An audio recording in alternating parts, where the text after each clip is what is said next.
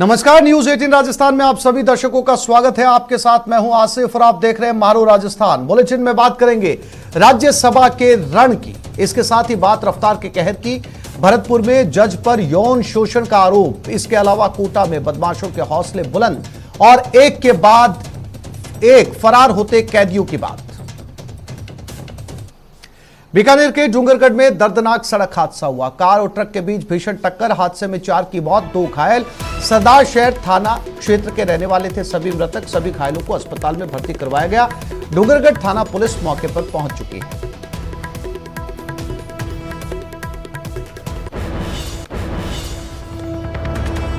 तो सुबह एक बुरी खबर जिसे कहा जा सकता है रफ्तार का कहर एक बार फिर देखने को मिला। तस्वीरें देखकर आप अंदाजा लगा सकते हैं कि एक्सीडेंट कितना भीषण था।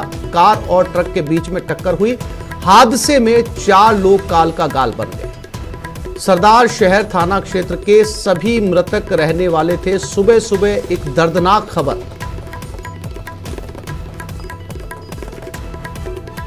डूंगरगढ़ थाना पुलिस मौके पर पहुंच चुकी है। विक्रम जगरवाल हमारे साथ जुड़ गए, उनसे बात करते हैं। विक्रम, क्या जानकारी इस पूरे हादसे को लेकर? जी आसिफ, ये जो सुबह एक दर्दनाक हादसा हुआ है और इसमें 4 लोगों की जो है वो मौत हो गई है और 2 जो लोग हैं उनका पीबीएम के ट्रॉमा सेंटर में अभी इलाज चल रहा है और उनकी स्थिति भी जो है वो गंभीर बताई जा रही है। और इन मृतकों की अब पहचान हो गई है और ये सभी लोग जो है वो सरदार शहर के पास एक शिमला गांव के रहने वाले हैं। और मृतकों में जो है वो जगदीश 45 वर्षीय एक जगदीश है और उसकी पत्नी संतोष देवी है और एक रामदयाल नाम का व्यक्ति है। और इसके साथ ही जो तीसरा व्यक्ति है वो गाड़ी का जो ड्राइवर है आशिक, उसका नाम बताया जा रहा है और ये चूरू के भानीपुरा का रहने वाला बताया जा रहा है। 2 लोग जो गंभीर हैं उनकी अभी जो है पूजा और एक राकेश, उनका इलाज जो है वो अभी पीबीएम के ट्रॉमा सेंटर में किया जा रहा है। जी विक्रम, जो लोग घायल थे उनके परिवार वालों को सूचना दे दी गई है? जी बिल्कुल, इनके परिवार के लोगों को जो है वो सूचना दे दी गई है और अब ये लोग जो है वो श्री डूंगरगढ़ मोर्चरी पर पहुंच गए हैं और दो लोग जो घायल हैं उनका उपचार जो है बीकानेर के ट्रॉमा सेंटर में किया जा रहा है। और ये भी सामने आया है कि ये जो लोग हैं वो सभी बीकानेर में यहाँ किसी। जी विक्रम, जानकारी के लिए आपका धन्यवाद।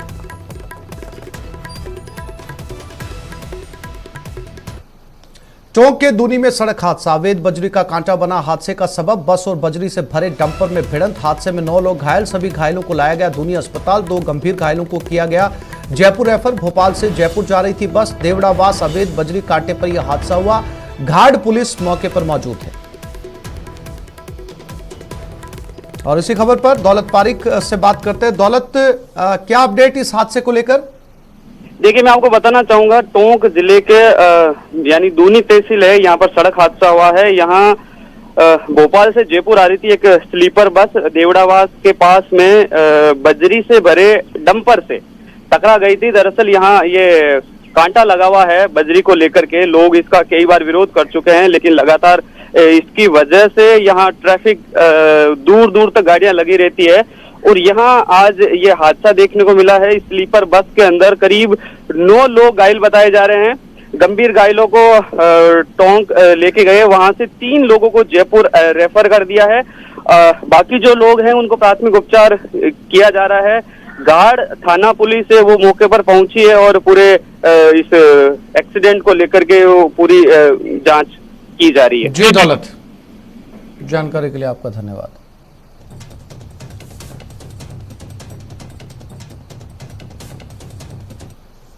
और जोधपुर में फैमिली ड्रामा, ससुराल पहुंचे लोगों की पिटाई की गई। बलपूर्वक पत्नी को लेने युवक पहुंचा था। हथियारों के साथ 8 लोग पहुंचे। रोहिचा लोगों ने जमकर धुनाई की। पिटाई के बाद पुलिस के हवाले किया। 4 युवकों को पुलिस के हवाले किया गया। पुलिस फिलहाल मामले की जांच में जुट गई। तो ये जोधपुर की खबर, जहां पर अपनी पत्नी को लेने के लिए हथियारबंद बदमाशों के साथ ससुराल वाले पहुंचे थे, लेकिन पीहर वालों ने इनकी जमकर पिटाई की। पुलिस को बुलाया, पुलिस के हवाले किया।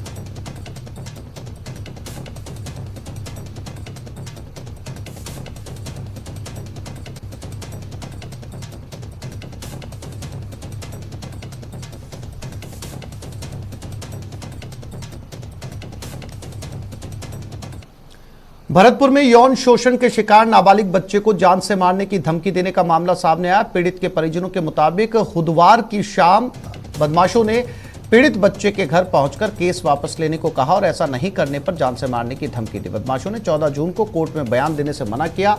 पीड़ित परिजनों के मुताबिक 4 बदमाश मुंह पर साफा बांधे और हेलमेट लगाकर आए थे, जिनके हाथों में हथियार थे। घटना पीड़ित के घर में लगे सीसीटीवी कैमरे में कैद हो गई। इसके बाद पूरा परिवार सदमे में आ गया। इसकी खबर पुलिस को दी गई। मौके पर पहुंची पुलिस ने सीसीटीवी फुटेज को खंगाला और जांच में जुट गई। बता दें कि एसीबी के जज पर नाबालिग बच्चे से यौन शोषण का आरोप है। जज को मामले में सस्पेंड किया जा चुका है।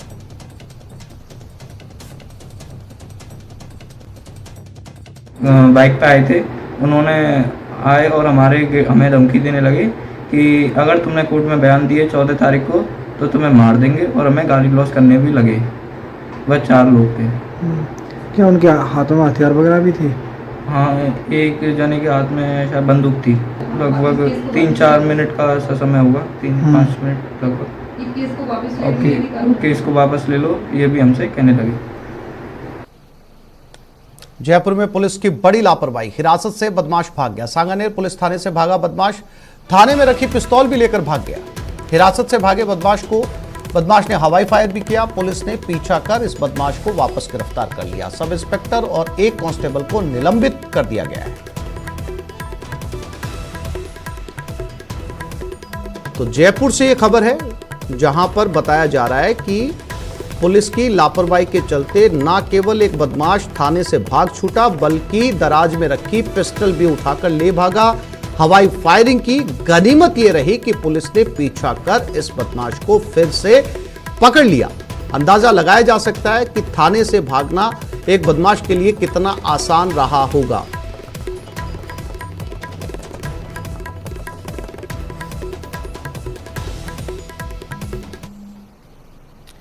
बांसवाड़ा जिला जेल से रात में 3 कैदी फरार हो गए। कैदियों के भागने के बाद जेल प्रशासन में हड़कंप मच गया। पुलिस की गाड़ियां इधर उधर दौड़ने लगी। एसपी राजेश मीणा ने आनंद फानन में कैदियों को पकड़ने के लिए 4 टीमों का गठन कर दिया। बताया जा रहा है कि कैदियों ने कंबल की रस्सी बनाई और दीवार फांदकर फरार हो गए। पुलिस मामले की जांच में जुट गई है। एसपी का कहना है कि कैदी रात में किस समय भागे, इसकी जानकारी जुटाई जा रही है।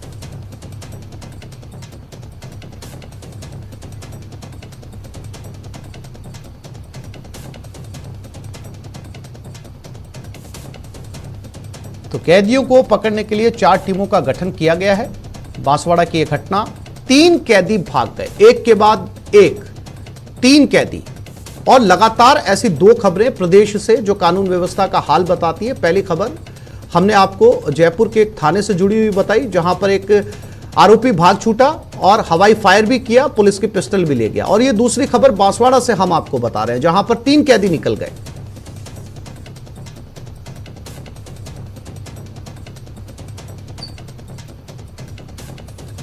ये कानून व्यवस्था है जिसको लेकर न्यूज 18 लगातार सवाल भी खड़े कर रहा है। बांसवाड़ा से 3 कैदी भाग निकले। अलकेश सनाड्य हमारे साथ जुड़ गए, उनसे बात करते हैं। अलकेश, अगर जेल से 3 कैदी भाग सकते, एक नहीं बल्कि एक साथ 3 कैदी निकल गए, तो इस जेल की कानून व्यवस्था का अंदाजा लगाया जा सकता है। और काफी हद तक यह आशंका भी है कि अगर 3 कैदी जेल से भागे हैं तो कहीं ना कहीं मिली भगत भी रही होगी। अलकेश जी सर, बताना चाहेंगे ये बहुत बड़ी बात है कि एक जेल से, जिला कारागृह से 3 कैदी का भागना बहुत बड़ी बात है। और आज सुबह से ही जिला जो जेल अधिकारी उनको फोन लगाया जा रहा है और वो उनका फोन बंद आ रहा है, कोई जवाब देने के लिए नहीं है। इसी की बात को लेकर हमने एसपी से भी बात करी तो उन्होंने ये जवाब दिया कि 3 कैदी भागे हैं, ये बताया उन्होंने भी। और तीनों कैदी में से 2 मोटागांव थाने के कैदी थे, एक पाटन थाने का था, जिसमें एक 376 वाले मामले में भी कैदी है। उसका भागना बहुत बड़ी बात है सर। जी, फिलहाल क्या कहना है पुलिस का? क्या इनके बारे में आकाश सुराग लग पाया है? अच्छा सर, ये बताना चाहेंगे एसपी ने भी 4 टीमों को गठित किया है। इसमें अधिकारी कह रहे हैं कि जल्द से जल्द हम इनको पकड़ेंगे और आगे कार्रवाई की जा रही है अभी।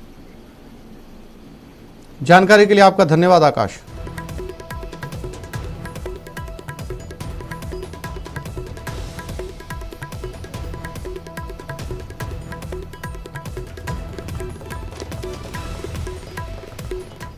6 बसपा विधायकों के दल बदल का मामला। हाईकोर्ट ने मामले में दखल देने से इनकार किया। याचिकाकर्ता के प्रार्थना पत्र को स्वीकार करने से इनकार किया। राज्यसभा चुनाव प्रक्रिया शुरू होने की वजह से इनकार किया। जस्टिस पंकज भंडारी की अवकाशकालीन विशेष खंडपीठ ने आदेश दिया। तो बीएसपी विधायकों के दल बदल का यह मामला है। हाईकोर्ट ने मामले में दखल देने से इनकार कर दिया है।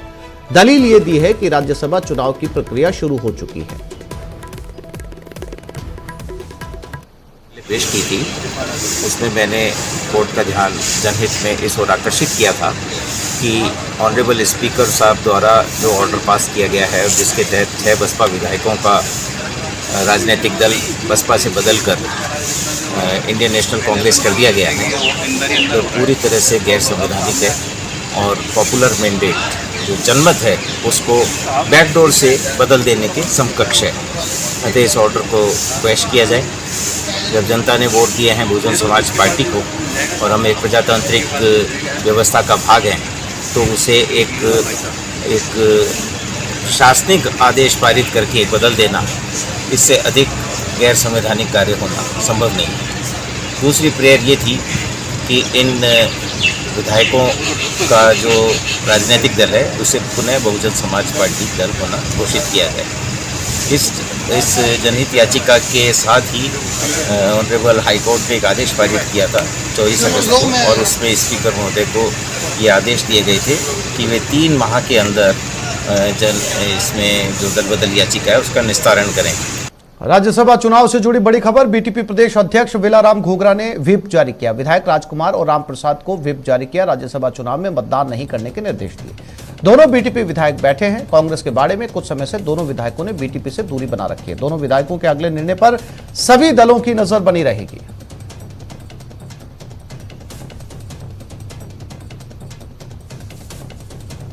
तो बीटीपी प्रदेश अध्यक्ष वेलाराम घोगरा ने व्हिप जारी किया है। विधायक राजकुमार और रामप्रसाद को ये व्हिप जारी किया गया है। राज्यसभा चुनाव में मतदान नहीं करने के निर्देश दिए गए हैं। राजस्थान में राज्यसभा चुनाव 10/6/2022 को संपन्न होने जा रहे हैं, जिसमें वोटिंग में भाग नहीं लेने और दोनों विधायकों को तटस्थ रहने के लिए व्हिप जारी की गई। ये व्हिप जारी करना समय की मजबूरी थी, क्योंकि कांग्रेस बीजेपी ने गत 70 वर्ष आश्वासन, वादा खिलाफी के मायाजाल में 5वीं अनुसूची क्षेत्र के आम लोगों और विशेषकर आदिवासी लोगों के लिए जो संवैधानिक प्रावधान किए गए, यही नहीं, समय समय पर बीजेपी कांग्रेस के नेताओं ने भी योजनाएं बनाई, कानून बनाए, नियम बनाए, लेकिन आज तक धरातल पर नहीं उतरे। कांग्रेस सरकार के समय 3.5 वर्षों में करीबन 56 ज्ञापन दिए प्रमुख मुद्दों पर, लेकिन उसकी भी अनदेखी की, जिसकी वजह से भारतीय ट्राइबल पार्टी को ये फैसला लेना आवश्यक हो गया। मैं यहाँ बता दूं कि पैसा कानून 1996 में राष्ट्रपति ने पास किया, 1999 में राजस्थान सरकार में कानून बनाया, 2011 में नियम बनाए, लेकिन 25 साल होने जा रहे हैं, आज तक एक कानून भी लागू नहीं हो सके। तो क्यों ये कांग्रेस बीजेपी मगरमच्छ के आंसू बहा रहे हैं? ये सवाल खड़ा कर रहे हैं, और इस खड़ा करने का जो ये राज्यसभा चुनाव है उसमें उनका भागीदारी न करने कर इसका बीटीपी अपना आवाज है वो बुलंद करना चाहते। तो अब बाड़े से बाहर आएंगे माननीय कांग्रेस और समर्थक दलों के विधायक आज जयपुर शिफ्ट होने वाले हैं। उदयपुर होटल में कांग्रेस समर्थक विधायक लंच के बाद उदयपुर से ही सभी विधायक रवाना होंगे। सभी विधायकों को फ्लाइट से जयपुर लाए जाने की संभावना है। दिल्ली रोड के होटल लीला में ठहराए जाएंगे विधायक। कल सभी विधायक एक साथ वोट डालने के लिए पहुंचेंगे। तो एक बार फिर से जमावड़ा और जमघट जयपुर में लगने वाला है, क्योंकि बाड़ेबंदी अब खत्म होने वाली है।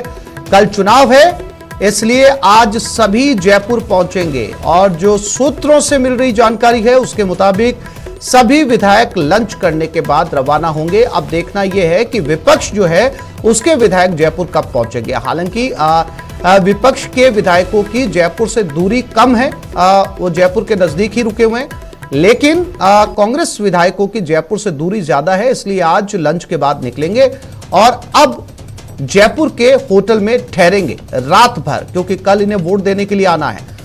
बहुत महत्वपूर्ण संघर्ष राज्यसभा चुनाव का प्रदेश में ये, और अब इसमें किसके दावे कितने सही पाए जाते हैं, किसके साथ कितने विधायक हैं, ये कल के चुनाव में पता चलेगा।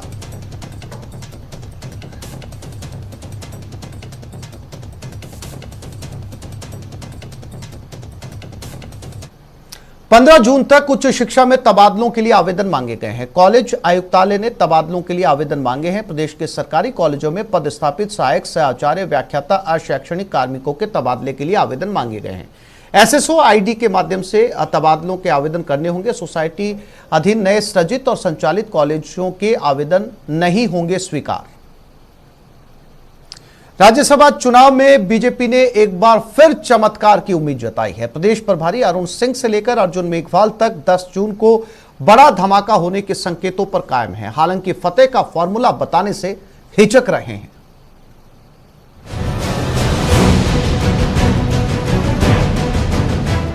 बीजेपी के नेता 10 जून को कुछ बड़ा होने का इंतजार कर रहे हैं। कांग्रेस के खेमे में ही क्रॉस वोटिंग की उम्मीद जता रहे हैं, मगर कांग्रेसी कुनबा पूरी तरह से महफूज दिखाई पड़ता है। विक्ट्री का साइन, बीजेपी की जीत का भरोसा, चेहरे पर मुस्कान और दिल में गहलोत सरकार के खिलाफ गुस्सा। बीजेपी की बाड़ेबंदी में दाखिल होते हुए बीजेपी के प्रदेश प्रभारी अरुण सिंह कांग्रेस पर जमकर बरसे। बोले, गहलोत सरकार के विधायकों में असंतोष का लावा अब फटने की कगार पर है। चिंता मत कीजिए, 10 जून को सब कुछ ठीक होगा। तो ऐसी स्थिति में जब सब असंतोष है, अब मुख्यमंत्री केवल पटाने में लगे हुए हैं कि किसी तरीके से पटा लिया जाए। आप बिल्कुल अच्छा ही होगा, चिंता मत करें, बिल्कुल ही अच्छा होगा। क्या दोनों जीत जाएंगे? आप बिल्कुल अच्छा होगा, आप भरोसा रखिए, बिल्कुल जीतेंगे। राज्यसभा के सियासी रण में शह मात का खेल जारी है। एक तरफ बीजेपी दम भर रही है कि 10 जून को बड़ा धमाका होगा, तो दूसरी तरफ कांग्रेस अपने कुनबे को लेकर फुल्ली कॉन्फिडेंट है। 3 सीटों पर कांग्रेस का सटीक समीकरण है, हार की कोई गुंजाइश नहीं। लेकिन राज्यसभा के इस दंगल में बीजेपी भी हर दांव आजमा रही है। हालांकि फतेह का फॉर्मूला क्या होगा, ये बताने से पार्टी नेता बच रहे हैं, लेकिन गहलोत सरकार पर हमलों में कोई कोर कसर नहीं छोड़ रहे। हम आश्वस्त हैं कि हमारे एक घनश्याम जी तिवारी वो तो जीतेंगे ही चुनाव। जो हमारे एक समर्थित उम्मीदवार हैं सुभाष चंद्रा जी, वो भी चुनाव जीतेंगे। आपको लग रहा है गणित क्या है? आपके सामने आ जाएगी 10 तारीख को गणित। वहाँ पर क्रॉस वोटिंग होगी। 10 तारीख को गणित सामने आएगी। उदयपुर में कांग्रेस का कुनबा डेरा डाले हुए है, तो धड़ों में बटी बीजेपी भी राज्यसभा चुनाव के बहाने होटल में बंद है। विधायकों ने फिलहाल गिले शिकवे दूर कर पार्टी को जिताने की कस्में खाई हैं, लेकिन शह मात का खेल क्या गुल खिलाएगा, इसके लिए 10 जून तक इंतजार करना होगा। बीजेपी की एक सीट पक्की है, मगर दूसरी के लिए उसके पास पर्याप्त संख्या बल नहीं है। फिर भी पार्टी के नेताओं के हौसले बुलंदियों पर दिखाई पड़ते हैं। यानी राजनीति में जो दिखता है वो हमेशा सच नहीं होता। और 10 जून को जब तक आखिरी वोट पड़ नहीं जाए और नतीजे आ नहीं जाए, तब तक बीजेपी सस्पेंस बनाकर रखना चाहती है, ताकि उसके कुनबे में बैठे विधायकों का हौसला पस्त ना हो। कैमरा पर्सन यासीन के साथ बाबूलाल धायल, न्यूज 18 जयपुर। बीजेपी के प्रदेश प्रभारी अरुण सिंह ने गहलोत सरकार पर निशाना साधा। राज्यसभा चुनाव के मद्देनजर जयपुर पहुंचे अरुण सिंह ने कहा कि सब काम छोड़ गहलोत सरकार उदयपुर में डेरा डाले हुए है। इसके साथ ही उन्होंने कहा कि कांग्रेस को एक भी कैंडिडेट राजस्थान का नहीं मिला, यहां तक कि सरकार होने के बाद भी बाड़ेबंदी करनी पड़ रही है। प्रदेश की जनता को मालूम है कि बाड़ेबंदी में विधायकों को किस प्रकार की सेवा हो रही है। गहलोत साहब सिर्फ अपनी कुर्सी बचाने में लगे हैं और राजस्थान के खजाने को लुटाने का काम कर रहे हैं। यहाँ इनकी राजस्थान में कांग्रेस की सरकार, गहलोत की सरकार होने के बाद भी विधायकों की बाड़ाबंदी ले जा रहे हैं। इतनी कमजोर यह गहलोत सरकार है, किसी की कल्पना भी नहीं किया था। राजस्थान के जनता के मन में आक्रोश है और भरोसा भी गहलोत पर टूट चुका है। और मुझे इतना जरूर विश्वास है कि कांग्रेस के भी स्वाभिमानी विधायक हैं, वो अभी यह देख रहे हैं कि गहलोत जी कितना कंप्रोमाइज करोगे। राजस्थान की जनता के साथ जिस प्रकार से कुशासन का चक्कर चल रहा है, विकास के काम हो नहीं रहे हैं, तो यह जनता भी देख रही है। उदयपुर में हुए नव संकल्प शिविर में कांग्रेस ने प्रस्ताव पारित किया था कि कोई भी व्यक्ति 5 साल से ज्यादा एक पद पर नहीं रहेगा। इसके साथ ही एक व्यक्ति एक पद फॉर्मूले की पालना की बात भी कही थी। अब कांग्रेस ने इस उदयपुर घोषणा पत्र की पालना शुरू कर दी है। एक ही पद पर लंबे समय से जमे नेता इस्तीफा देकर पद छोड़ रहे हैं। वहीं एक ही समय में 2 या इससे ज्यादा पदों पर काबिज नेता भी पद छोड़ने की पहल कर रहे हैं। प्रदेश कांग्रेस में भी इन दोनों फॉर्मूलों के तहत कई नेता पद छोड़ चुके हैं, लेकिन अभी भी कई पदाधिकारी ऐसे हैं जो इसके दायरे में आ रहे हैं और इनके पद छोड़ने का इंतजार है।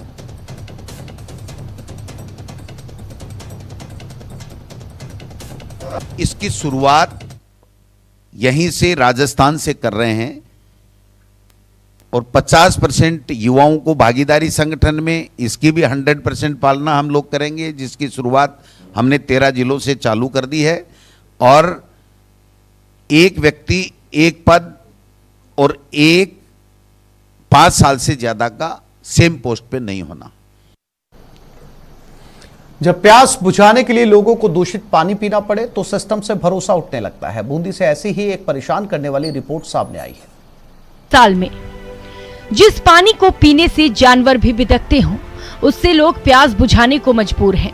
तस्वीरें भारत के किसी ऐसे द्वीप की नहीं जहां जाने की मनाही है और जहां जाने वालों को इसकी कीमत जान देकर चुकानी पड़ती है।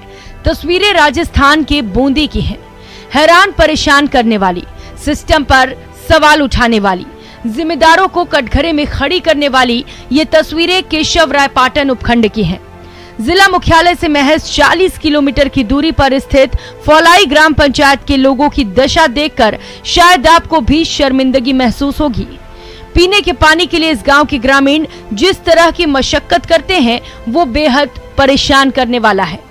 नदी के पास बने छोटे छोटे गड्ढों से महिलाएं कटोरी से गंदा पानी निकालती हैं और उसे घड़े में भरती हैं। बाद में जैसे तैसे करके उसे पीने लायक बनाने की कोशिश करती हैं। दूषित पानी पीने से उन्हें बीमारियों के हो जाने से भी भारी परेशानियों का सामना करना पड़ता है, लेकिन क्या करें, दूसरा उपाय भी तो नहीं। पानी की बहुत परेशानी। तो काय का पानी पीते हो? ये नंदी का पीते हैं, गाँव में जी खारा पानी निकले। पानी को माँ को बहुत परेशानी आ रही थी पानी की।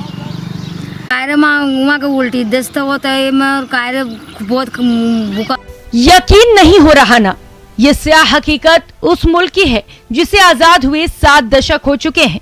इन महिलाओं की व्यथा सुनकर आप सोचने पर मजबूर हो गए ना कि आजादी के इतने वर्षों के बाद भी हमारी सरकारें आज भी जनता के लिए स्वच्छ पानी तक मुहैया नहीं करा पाई। ये पानी के पास गड्ढा करके पानी पीने की जो परंपरा है, इससे कई रोग होने की संभावना रहती है। ये जो रेत है, नदी के पास, इस रेत में कई प्रकार के प्रदूषण, गंदगियां ये हो सकती है। एक तरफ जहां डॉक्टर इस पानी से दूर रहने की चेतावनी देते हुए पानी को सेहत का दुश्मन बताते हैं, वहीं दूसरी ओर जिम्मेदार सवाल करने पर झट से आश्वासन की घुट्टी पिला देते हैं। ऐसा नहीं है, आसपास जो मेज नदी के आसपास के गांव में पर्याप्त पेयजल व्यवस्था है।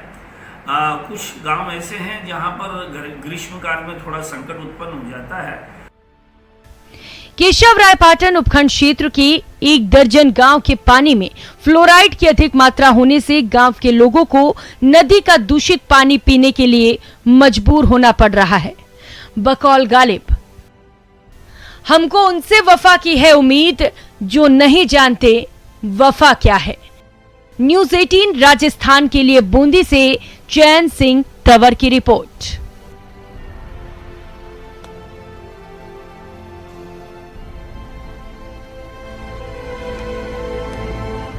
मारपीट मामले में बीजेपी विधायक की गिरफ्तारी हो सकती है। विधायक चंद्रकांत मेघवाल पर गिरफ्तारी की तलवार लटकी है। पुलिस ने गिरफ्तारी वारंट से पहले अंतिम मौका दिया।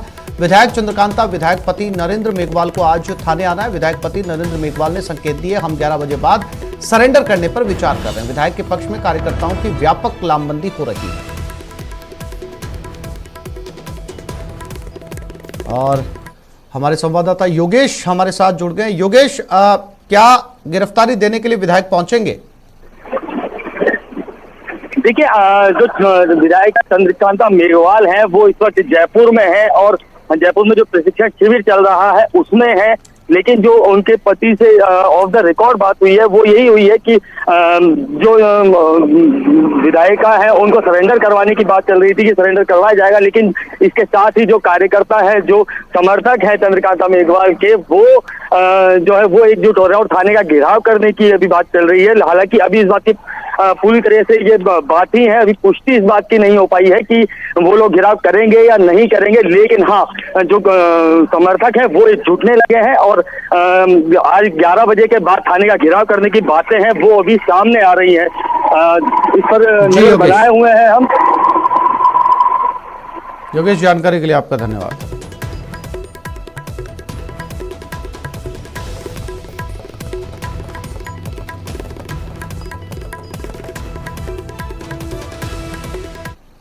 तो इस बुलेटिन में फिलहाल इतना ही। नमस्कार।